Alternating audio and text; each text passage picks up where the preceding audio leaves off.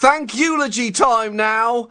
And, well, this will be slightly tricky, seeing as this is a podcast that has proven itself to be relatively immune from sincerity over the years.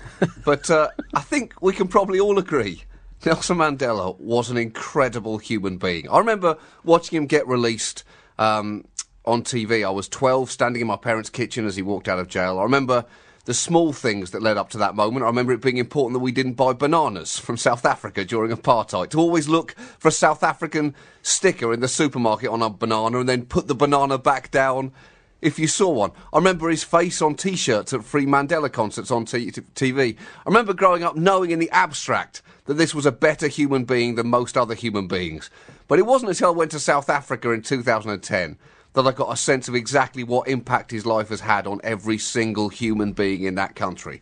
We were there shooting some pieces for The Daily Show about the World Cup, and we did a piece about race relations, which involved me asking people in the streets in Johannesburg how it was that white people were still alive in South Africa, how it was that they were not hated. And every single person, literally 100% of the around 50 people that I spoke to on the street, said a variation of this.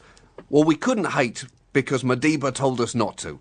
He didn't hate anyone, and if he didn't hate after everything that he'd been through, then how could I? This was an unbelievable human being. He sacrificed everything, physically and personally, for his country. If it wasn't for him, there may not even be a South Africa today. When people pass away, it's often said that they're not gone, that their memory and impact lives on. Let's be honest, a significant amount of time, that is complete bullshit, Andy.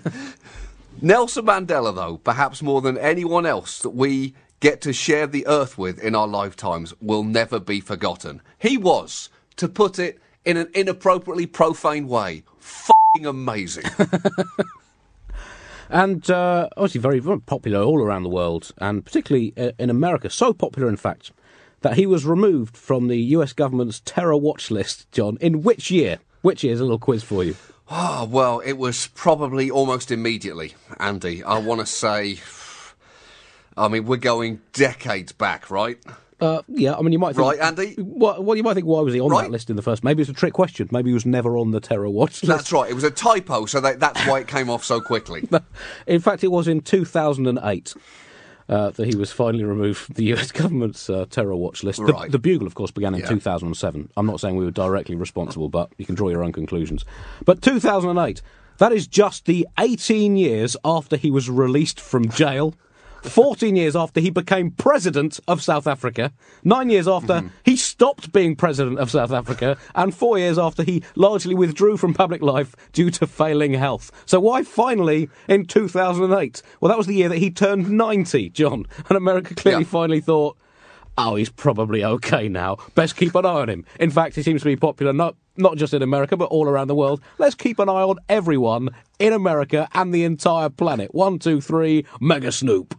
So basically, Mandela is responsible for all the snooping scandals we've seen of recent years. That's his true legacy to the world. He was put on the terror watch list by President Reagan, whilst he was in a fairly high-security jail on an island, with apartheid in full swing, which does suggest that Reagan was not only barking up the wrong tree, but he was also barking at the wrong cat.